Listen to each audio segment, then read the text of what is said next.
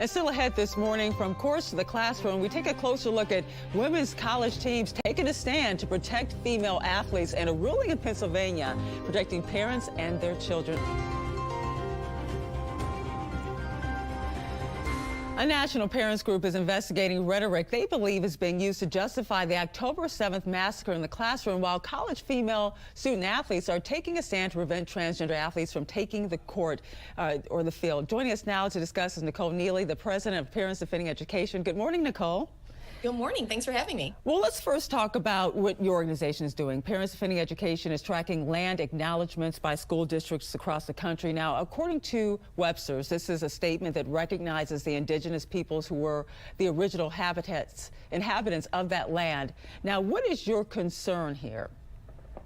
Sure. Well, one concern is just that this is just straight up virtue signaling. I mean, you're not actually doing anything. You're saying, okay, yeah, we stole the land. Oops, sorry, moving on.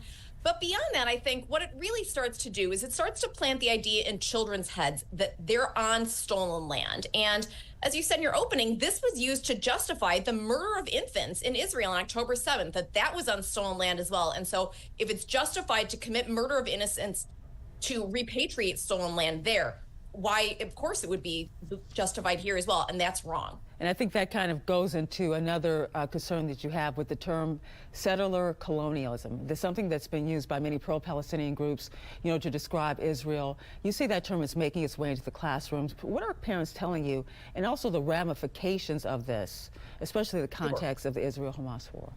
Absolutely. We've seen this term used over and over again.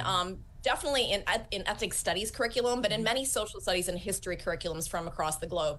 And again, it is looking at the world in one snapshot in time. So it's looking at Israel in the context of 1948. But what about the thousands of years before that? Or the thousands of years here in America? Or the thousands of years in Europe? At what point does someone have complete and total claim over a land and no one else is ever allowed to say that again? This rhetoric is used to justify, oppressing people, throwing up barriers to people.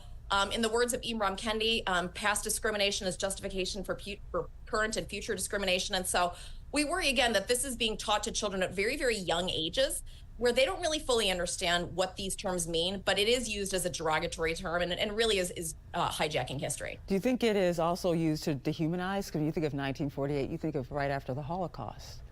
Absolutely, yes. And so it's saying these people are unequivocally bad, period, not without looking at the historical context or many of the other obviously complicated situations that are taking place, in the wake of World War II or other historical incidents. Right. On the college level, this is just so fascinating. We're seeing a revolt really in women's collegiate volleyball. You have 5 college women's volleyball teams who have forfeited matches against San Jose State University because they have a transgender athlete playing on a team. Now, usually in situations like this, when you look back through history, often rules are changed when people who are impacted take a stand. Do you think that these athletes forfeiting the game is going to put more pressure, not only on collegiate sports, but just across the board, leading to maybe a change in rules?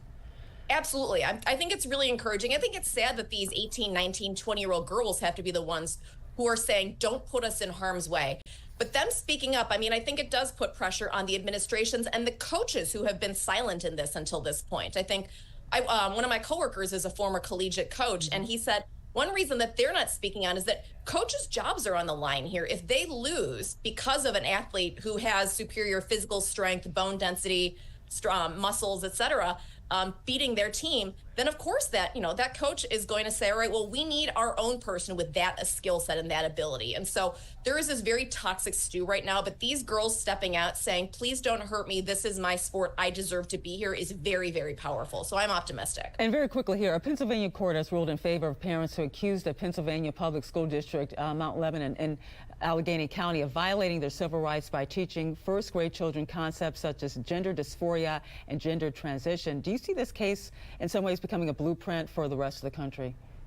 I think there's a real possibility. These were very young children, and the parents not only did not know what the curriculum was, but they did not have the opportunity even to opt their children out of this curriculum. And so I think that, again, and focusing on very young ages really drives home the point that parents do deserve to have a measure of knowledge and control over what their children are learning. And that schools don't have unfettered rights to just have children for 8 hours a day and talk about whatever they want to these small children. All right, Nicole Neily, Parents Defending Education, thanks for joining us.